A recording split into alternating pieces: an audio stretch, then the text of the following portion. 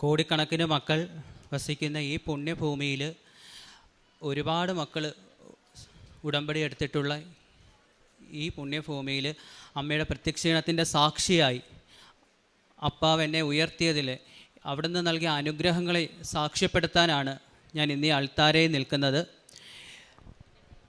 എൻ്റെ പേര് രാഹുൽ, ഞാൻ കൊല്ലത്തുനിന്ന് വരുന്നു. ഞാൻ ഉടമ്പടി എടുത്തത് 27/4/2022 അതിനു മുമ്പ് ആദ്യമായി യേശുവിനെ എൻ്റെ ഭവനത്തിലേക്കും എന്നിലേക്കും സ്വീകരിച്ചത് ആദ്യമായി എങ്ങനെയാണെന്ന് പറയാം.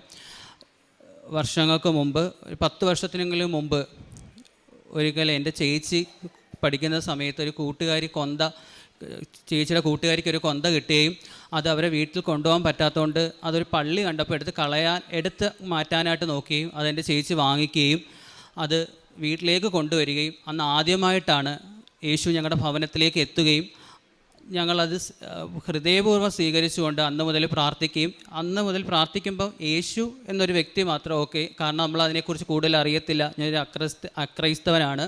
അപ്പം നമ്മൾ വിശ്വാസത്തോടെ പ്രാർത്ഥിക്കുമായിരുന്നു. എവിടെയെങ്കിലും പോകുമ്പോൾ ഒന്ന് പ്രാർത്ഥിച്ചിട്ട് അതിലൊന്ന് മുട്ടിയിട്ട് പോകുമായിരുന്നു. അങ്ങനെയാണ് യേശുവിനെ ആദ്യമായി ഞങ്ങളുടെ ഭവനത്തിലേക്ക് ഞങ്ങൾ ഓരോ മക്കളുടെ ഹൃദയത്തിലേക്കും ഏറ്റെടുത്തത്. പിന്നീട് യേശുവിനെ ഞാൻ കൂടുതലായിട്ട് യേശു ആരാണെന്ന്, എന്താണെന്നും, എങ്ങനെ പ്രാർത്ഥിക്കണമെന്നും, എന്താണെന്നും ഒക്കെ അറിയാൻ തുടങ്ങിയത് ഉടമ്പടി എന്ന മഹാപുണ്യം ഞങ്ങളിലേക്ക് എത്തിയപ്പോഴാണ്. അത് എത്താൻ കാരണം അത് ഞാനൊന്ന് പറയാം എങ്ങനെയാണെന്ന്. എൻ്റെ വീടിൻ്റെ തൊട്ടടുത്തായിട്ട് ഒരു വാടകക്കാർ വരികയും അവരവിടെ അവർ വാടകയ്ക്ക് താമസിക്കുകയും അവർ ഏതാണ്ട് 2 വർഷത്തോളം അവിടെ താമസിക്കാനായിട്ട് വന്ന്. അപ്പോൾ 1.5 വർഷമൊക്കെ ആയപ്പോഴത്തേക്കും അവിടെ താമസമൊക്കെ സഹകരിക്കുകയൊക്കെ ചെയ്തുകൊണ്ടിരുന്ന സമയത്താണ് ആ വീട്ടിലേക്ക് അവരുടെ അനിയത്തി താമസത്തിന് വരികയും. അപ്പോൾ അവരെ വായിന്നാണ് ഒരു ദിവസം എന്തോ കഴിച്ചോന്ന് ഇങ്ങനെ ചോദിച്ചത്. കഴിച്ചോന്ന് ചോദിച്ചപ്പോൾ ഇല്ല, എനിക്കിന്ന് ഉപവാസമോ കൃപാസനത്തിലെന്ന് പറഞ്ഞ് ഞാനതവിടെ കേട്ട് കൃപാസം അന്ന് കളഞ്ഞു പോയി. പിന്നെ വീട്ടിൽ ചെന്നിട്ട് എന്താണ് അത് അങ്ങനെ പറഞ്ഞത്? അങ്ങനെ ഞാൻ പിറ്റേന്ന് ചോദിച്ചു, ചേച്ചി എന്താ ഇന്നലെ ചേച്ചി പറഞ്ഞ് ആഹാരം കഴിച്ചില്ല, ഉപവാസമോ കൃപാസനോ? അന്നേരം പറഞ്ഞു, രാഹുൽ ഇതൊരിക്കലും കേട്ടിട്ടില്ലേ കൃപാസനോ എന്നൊക്കെ എന്ന് ചോദിച്ചു. ഞാൻ പറഞ്ഞു ഇല്ല, കേട്ടില്ല, ഞാൻ ആദ്യമായിട്ടാണ്. അന്നേരം എനിക്ക് ഇതിനെക്കുറിച്ച് കാര്യങ്ങൾ പറഞ്ഞു തരികയും ഇങ്ങനെയൊക്കെയാണെന്നൊക്കെ പറയുന്നു. ഇനി എൻ്റെ സാക്ഷ്യത്തിൻ്റെ ഞാൻ 7 ഉടമ്പടിയായെന്ന് പറഞ്ഞല്ലോ. അപ്പോൾ എൻ്റെ ആദ്യമായിട്ട് ഞാൻ വെച്ചേക്കുന്ന എൻ്റെ ഏറ്റവും വലിയ ആഗ്രഹമായിരുന്നു എനിക്കൊരു ഗവൺമെൻറ് ജോലി. ഞാൻ ഡിപ്ലോമ എഞ്ചിനീയറിംഗ് കഴിഞ്ഞ് പിറ്റേ ദിവസം മുതൽ കോച്ചിങ്ങിന് പോയിക്കൊണ്ടിരിക്കുകയാണ്. ഇന്ന് 7 ഉടമ്പടി പുതുക്കിയിട്ട് എൻ്റെ ആ കാര്യം സാധിച്ചില്ല. പക്ഷേ എനിക്കതിന് ഒട്ടും വിഷമമൊന്നും സാധനമില്ല.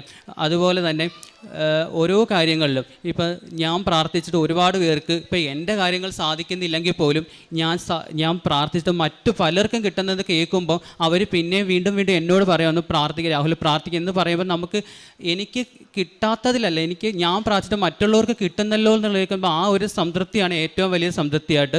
രോഗസൗഖ്യങ്ങളെയാണ് പറയാൻ പോകുന്നത്. എനിക്ക് ഓർമ്മ പോലും ഇല്ല, കാരണം എത്രയോ വർഷങ്ങൾ കൊണ്ട് എനിക്കൊരു അലർജി എന്ന് പറയുമ്പോൾ എല്ലാവരും വിചാരിക്കുമോ നിസാല അല്ല. അലർജി എന്ന് പറയുമ്പോൾ എനിക്ക് വീട്ടിനകത്തുള്ള കറി വെക്കുന്നതിൻ്റെ സ്മെല്ലോ കടുക് വറുക്കുന്നതിൻ്റെയോ അല്ലെങ്കിൽ തൂക്കുന്നതിൻ്റെ ഫാൻ ഇടുമ്പോൾ ഒരു പൊടിയോ അങ്ങനത്തുള്ള ഒന്നും എനിക്ക് ശ്വസിക്കാൻ പറ്റത്തില്ല. മൂക്കിനകത്ത് പുഴു ഞൊളയുന്നത് പോലെയുള്ള അവസ്ഥയും അത് മുഖേന മൂക്കിൽ നിന്ന് വെള്ളം ഒലിക്കുമെന്ന് വെച്ച് കഴിഞ്ഞാൽ പിന്നീട് അത് പനിയും മറ്റ് അസുഖങ്ങളിലേക്കൊക്കെ പോവുകയായിരുന്നു. അത് ഞാൻ എൻ്റെ ഉടമ്പടിയിൽ വെച്ചിട്ടുള്ള കാര്യങ്ങളോ ഒന്നും അല്ലായിരുന്നു. പക്ഷേ എൻ്റെ ആദ്യത്തെ ഉടമ്പടി എടുത്ത് 1ാമത്തെ ഉടമ്പടി പുതുക്കി പിന്നീട് വീട്ടുകാർ പറഞ്ഞപ്പോഴാണ് നിനക്ക് ഇപ്പോൾ അതില്ലല്ലോ, കാരണം എൻ്റെ വീട്ടിൽ ഡസൻ കണക്കിന് അമർദാനിൻ്റെ ടിന്ന ഒരു മാസത്തിൽ, കാരണം ഞാൻ ഇത് വരുന്ന സമയത്ത് എനിക്ക് ഒരു ഭ്രാന്തനെ പോലെ ഞാൻ മൂക്കിനകത്തൊക്കെ അമൃതാഞ്ചിനും ഇതൊക്കെ വാരിയിടും, കാരണം എനിക്ക് അത്രയ്ക്ക് സഹിക്കാൻ പറ്റാത്ത അവസ്ഥയായിരുന്നു. പിന്നീട് അത് 1ാമത്തെ ഉടമ്പടിയൊക്കെ പുതുക്കിയതിന് ശേഷം എങ്ങനെ മാറി, എപ്പം മാറി എന്നൊന്നും എനിക്കറിയത്തില്ല.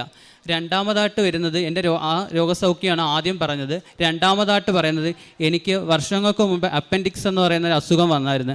അന്ന് ഞാനത് ഡിപ്ലോമയ്ക്ക് പഠിക്കുന്ന സമയത്ത് ആദ്യമായിട്ട് വന്ന സമയത്ത് എനിക്കത് അറിയാതെ പോയി. വേദനയൊക്കെ വന്നെ അത് സാധാ എന്തോ ആണെന്ന് ചോദിച്ചാൽ വേദന അത്ര വന്നിട്ട് പോലും ഞാനത് പറഞ്ഞില്ല. പിന്നീട് സഹിക്കാൻ പറ്റാത്തപ്പോഴാണ് കൊണ്ടുവന്നപ്പോഴാണ് അറിഞ്ഞത് അത് അപ്പൻഡിക്സ് ആണ്, അവിടെ ഹോള് വീഴും, അതുകൊണ്ട് ഇപ്പോൾ ഓപ്പറേറ്റ് ചെയ്യാൻ പറ്റില്ല. അത് 18 ദിവസം ട്രിപ്പ് മാത്രം ഇട്ടുകൊണ്ട് അങ്ങനെ കിടന്ന് അത് മാറുകയും പിന്നീട് ഇത് വരുവാണെന്നെങ്കിൽ ഇതിന് മുമ്പ് വന്ന് ഓപ്പറേഷൻ ചെയ്യണമെന്ന് പറഞ്ഞു. 2ാമത് വന്ന സമയത്ത് എൻ്റെ എക്സാം സമയത്താണ് അത് വന്നത്. അതുകൊണ്ട് ഞാനതിനെക്കുറിച്ച് അതും ഇതേ കണക്ക് മരുന്നുകൾ കൊണ്ട് മാറുകയും ചെയ്ത് പിന്നീട് ഇപ്പം ഒരു 2 മാസം മുമ്പ് വീണ്ടും എനിക്ക് വേദന വന്ന്. പക്ഷെ ഞാനത് വീട്ടുകാരോട് പറഞ്ഞില്ല. കാരണം ഞാൻ പറഞ്ഞല്ലോ, ഞാനൊരു വളരെ ട്യൂഷനൊക്കെ എടുത്താൽ പഠിപ്പിക്കുന്നത്. വീട്ടുകാരെ ഇത്ര നാളായിട്ട് വീട്ടുകാർക്ക് എനിക്കൊന്നും കൊടുക്കാൻ പറ്റിയിട്ടില്ല. അതുകൊണ്ട് തന്നെ എനിക്കൊന്നും അവർക്ക് കൊടുക്കാൻ പറ്റിയില്ലല്ലോ, അവരെ കൊണ്ട് ഒന്നും ചിലവാപ്പിക്കാനോ അവർക്ക് ഞാൻ കാരണം ഒരു ദുഃഖം വരുത്തല്ലേ എന്ന് പ്രാർത്ഥിച്ചാണ് ഞാൻ ഓരോ ദിവസവും ജീവിക്കുന്നത്. അതുകൊണ്ട് തന്നെ എനിക്ക് അത് വന്ന സമയത്ത് ഞാൻ പറഞ്ഞില്ല, ബൈബിൾ വായിക്കുമ്പോഴും പ്രാർത്ഥിക്കുമ്പോഴും ഒക്കെ കുനിഞ്ഞിരുന്നിട്ട് പിന്നെ എനിക്ക് നീരാൻ പറ്റുന്നില്ല, പകുതി വരെ നീന്നിരുന്നിട്ട് അത് ഞാൻ ആലോചിക്കുമ്പോൾ അങ്ങനെ വീട്ടുകാർ കാണല്ലേ. എന്നിട്ട് ഞാൻ പ്രാർത്ഥിക്കുമ്പോഴും ഒരു തൈലം തേച്ച് പ്രാർത്ഥിക്കുമ്പോൾ അങ്ങനെ എനിക്കിത് മാറ്റിത്തരണം, എനിക്ക് വേറെ വഴിയില്ല, ഞാൻ വീട്ടുകാരുടെ അടുത്ത് പറയത്തില്ല, കാരണം എനിക്ക് ഇനി അവരെ ബുദ്ധിമുട്ടിക്കാനോ അവരുടെ വിഷമം കാണും. ഞാൻ പറഞ്ഞാൽ അവർ തീർച്ചയായിട്ടും ചെയ്യും, പക്ഷേ എനിക്ക് ഇനി അവരെ കൊണ്ട് ഒരിക്കലും ബുദ്ധിമുട്ടിക്കാൻ വരുത്തല്ലേ എന്ന് പ്രാർത്ഥിച്ചിട്ട് 2-3 ദിവസം ഞാൻ അത് നല്ലതുപോലെ തൈലം തേച്ച് പ്രാർത്ഥിച്ച് പിന്നീട് ഇപ്പം ഞാൻ ഈ നേരത്തെ പറഞ്ഞെടുക്കുക എപ്പോൾ മാറിയെന്നോ എങ്ങനെ മാറിയെന്നോ എനിക്കറിയത്തില്ല. അതാണ് എൻ്റെ രണ്ടാമത്തെ സാക്ഷിയായിട്ട് ഞാൻ പറയുന്നത്. അടുത്തതായിട്ട് പറയുന്ന എൻ്റെ മൂന്നാമത്തെ ഞങ്ങളുടെ വീട്ടിലെ കിണറിൻ്റെ അവസ്ഥ. ഏതാണ്ട് 30 വർഷത്തോളം ഞങ്ങളുടെ വീട് വെച്ചിട്ട് അന്ന് തന്നെ അത്രയും പഴക്കമുണ്ട് ഞങ്ങളുടെ കിണറിന്. പക്ഷേ പിന്നീട് എപ്പോഴോ ഒരു സമയത്ത് അത് വെള്ളം പറ്റുന്ന സമയത്ത് കൂടുതൽ കുഴിച്ച സമയത്ത് പിന്നീട് വരുന്ന വെള്ളമെന്ന് വെച്ചാൽ വേനൽക്കാലം ആകുമ്പോഴത്തേക്കും നമ്മൾ കളർ വെള്ളം കലക്കിയതിനേക്കായി കഷ്ടമായിട്ടാണ് വരുന്നത്. അതെന്ന് വെച്ചാൽ നമുക്ക് ഉപയോഗിക്കാൻ പറ്റും. അത് ഉപയോഗിക്കണമെങ്കിൽ തലേന്നേ നമ്മൾ പിഴിച്ച് വെച്ച് നമ്മൾ അരിച്ച് വൃത്തിയാകണമെങ്കിൽ മാത്രമേ പറ്റും. പക്ഷേ ആ വെള്ളം കൊണ്ട് നമ്മൾ ചോറ് വെച്ച് കഴിഞ്ഞാൽ വൈകുന്നേരം ആകുമ്പോഴത്തേനും പശയേക്കായി കഷ്ട അവസ്ഥയായി മാറും. അങ്ങനെ ഞാൻ ഇവിടെ ഉടമ്പടി എടുത്ത സമയത്ത് ഉടമ്പടിയൊക്കെ വെച്ച സമയത്ത് അന്നേരവും ഞാൻ അതൊന്നും വെച്ചിട്ടില്ല, കാരണം എനിക്ക് വേറെയും വലിയ വലിയ കാര്യങ്ങളാണല്ലോ എന്ന് വെച്ചാൽ അതൊക്കെയാണ് വെച്ചത്. പക്ഷേ ഞാൻ വെച്ച കാര്യങ്ങളേക്കായി കൂടുതൽ ബാക്കിയുള്ള കാര്യങ്ങൾ എനിക്ക് സാധിച്ചു തന്നെ. ഈ 2 വർഷം കൊണ്ട് ഞാൻ ഉപ്പ് ഇവിടുന്ന് കൊണ്ടുവന്ന് വിശ്വാസ പ്രമാണം ചൊല്ലി പ്രാർത്ഥിച്ച് ഇടും, ഞങ്ങൾക്ക് വേറെ വഴിയില്ല എന്ന് പറഞ്ഞ് അതുകൊണ്ട് 2 വർഷം കൊണ്ട് എങ്ങനെയാണെന്നോ അത്, കാരണം ഇതൊക്കെ കൺമുന്നിൽ കാണുന്ന സത്യങ്ങളാണ്. കാരണം ഇത്രയും വർഷം ഞാൻ ജീവിച്ച് എൻ്റെ ആ വീട്ടിൽ ജീവിച്ച് കണ്ടതാണ്. അത്രയും മഞ്ഞയായിട്ട് കാണുന്ന ആ വെള്ളം ഈ 2 വർഷം കൊണ്ട് എങ്ങനെ ഇത് ഈ ഉപ്പൊക്കെ ഇട്ട സമയത്ത്, അതുകൊണ്ട് ഓരോ വേനൽ ഇപ്പോൾ വരുമ്പോൾ ഈ പ്രാവശ്യം വന്നപ്പോഴും അമ്മ പറഞ്ഞു നേരത്തെ എനിക്ക് രാഹുല ഉപ്പിഴാണ്, വെള്ളത്തിന് വേറെ ഇതാണ്, ഇപ്രാവശ്യം അതുപോലെ തന്നെ സംഭവിച്ചു. ഇതൊക്കെ കാണുമ്പോൾ അതാണ് നമ്മുടെ സത്യം എന്ന് മനസ്സിലാക്കുന്നത്, കൂടെ ഉണ്ടല്ലോ എന്ന് മനസ്സിലാക്കുന്നത്. അടുത്തതായിട്ട് പറയാൻ വരുന്നത് എൻ്റെ അമ്മൂമ്മയുടെ ഒരു രോഗസൗഖ്യത്തെക്കുറിച്ചാണ് പറയാൻ വരുന്നത്. അമ്മൂമ്മ മാമൻ്റെ വീട്ടിലാണ് താമസിച്ചുകൊണ്ടിരുന്നത്. പെട്ടെന്ന് ഒരു ദിവസം വിളിച്ചിട്ട് പറയുന്നത് ഇങ്ങനെ മോശം പോകുന്നു, വേദന, വയറൊക്കെ വീങ്ങിയിരിക്കുന്നു എന്നൊക്കെ പറഞ്ഞ് അടുത്തുള്ള ഹോസ്പിറ്റലിൽ കൊണ്ടുപോയി. പിന്നെ ഗ്യാസിൻ്റെ അവസ്ഥയാണ് എന്നൊക്കെ പറഞ്ഞ് കൊണ്ടുപോയി തിരിച്ചു കൊണ്ടുവന്ന് മാറുന്നില്ല.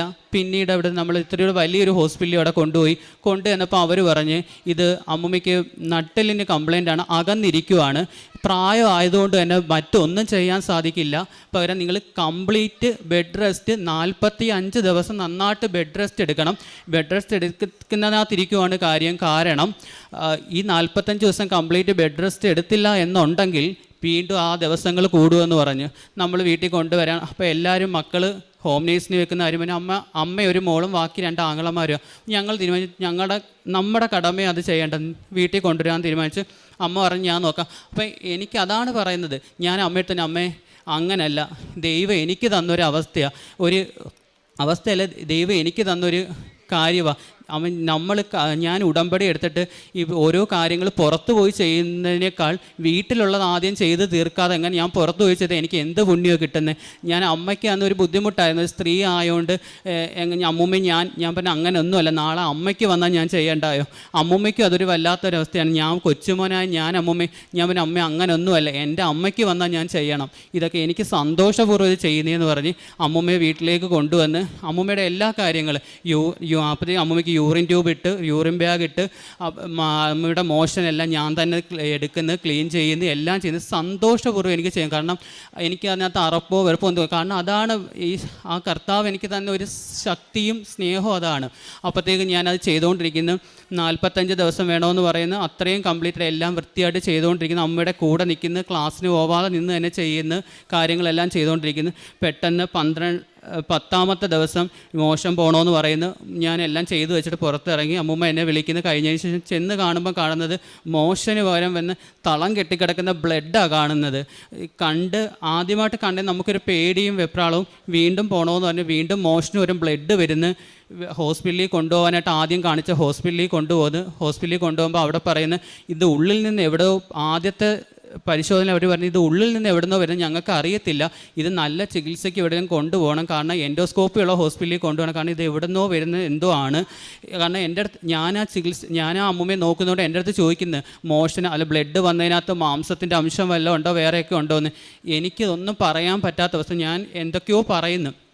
അവനെ എൻഡോസ്കോപ്പിയുള്ള ഹോസ്പിറ്റലിൽ കൊണ്ടുപോകണമെന്ന് പറഞ്ഞ് അവിടെ കൊണ്ടുചെല്ലുന്നു. അവിടുന്ന് ഇതൊക്കെ പറയുന്നത് എൻഡോസ്കോപ്പി ചെയ്യാൻ പറയുന്നു. എൻഡോസ്കോപ്പി ഒന്നും ചെയ്ത് പ്രത്യേകിച്ചൊന്നും പറഞ്ഞില്ല. രണ്ടാമത്തെ എൻഡോസ്കോപ്പി ചെയ്തും പറഞ്ഞ് അമ്മയ്ക്ക് പ്രത്യേകിച്ച് ഒരു അസുഖങ്ങളുമില്ല. പ്രായമായ ചില സ്ത്രീകൾക്ക് കുടലിൻ്റെ ഭാഗത്ത് ചില തടുപ്പ് പോലെ വരും, അത് പൊട്ടുമ്പോൾ ആ പൊട്ടുന്ന ബ്ലഡാണ് ഈ പോകുന്നത്, അല്ലാതെ പേടിക്കാനുള്ള ഒന്നുമില്ലെന്ന് പറയുന്നു. അപ്പോൾ ആദ്യത്തെ ഹോസ്പിറ്റലിൽ കൊണ്ടുവന്നപ്പോൾ അവർ ട്യൂബും കാര്യങ്ങളും എല്ലാം ഇട്ടിരുന്നതായിരുന്നു. ട്യൂബ് ഇട്ടേന്നൊക്കെ ചോദിക്കുകയും കാര്യങ്ങളൊക്കെ ചോദിക്കുന്നു. അപ്പം ഞാൻ ഇങ്ങനെ പറഞ്ഞ ആദ്യത്തെ ഹോസ്പിറ്റലിൽ ഇങ്ങനെ കാര്യങ്ങളൊക്കെ പറഞ്ഞായിരുന്നു, ഇങ്ങനെ നട്ടലിന് ഇങ്ങനെ ജോയിൻസിനകത്ത് അകൽച്ച ഉണ്ടെന്നൊക്കെ പറയുകയൊക്കെ ചെയ്യുന്ന. അതിനു മുമ്പ് തന്നെ വേറൊരു കാര്യം തന്നെ, അമ്മമ്മ ഇവിടെ കൊണ്ടുവന്ന് നമ്മൾ കിടത്തി ചികിത്സിക്കുന്ന സമയത്തിന് എല്ലാ ദിവസവും തൈലം പുരട്ടിയും ഉപ്പിട്ട് അമ്മമ്മയ്ക്ക് വെള്ളം കൊടുക്കുകയും പ്രാർത്ഥിക്കുകയും, ഞാൻ ബൈബിൾ വായിക്കുന്ന സമയത്ത് അമ്മമ്മയുടെ അടുത്ത് നിന്ന് ബൈബിൾ വായിക്കുകയും, അല്ലെങ്കിൽ ഫ്രണ്ടിലാണെങ്കിൽ തന്നെ ഉറക്ക ബൈബിൾ വായിക്കുക അമ്മയ്ക്ക് കേൾക്കത്ത രീതിയിലൊക്കെ ചെയ്തിട്ടാണ്. അപ്പോൾ അമ്മയ്ക്ക് ബ്ലഡ് വന്നി കൊണ്ടുപോകുന്ന സമയത്ത് ഞാൻ അമ്മമ്മയ്ക്ക് തൈലവും കാര്യങ്ങളും എല്ലാം പുരട്ടി കൊടുത്ത് ഒന്നും വരുത്തല്ലേ എന്ന് പറഞ്ഞു. കാരണം ഞാൻ നോക്കിയ അമ്മമ്മയെ, അപ്പോൾ വേറെ ഒന്നും വരുത്തല്ലേ എന്ന് പറഞ്ഞിട്ടാണ് ഞാൻ വിടുന്നത്. അപ്പോൾ അവിടെ ചെന്ന് ഹോസ്പിറ്റലിൽ പോയി ഒന്നുമില്ല.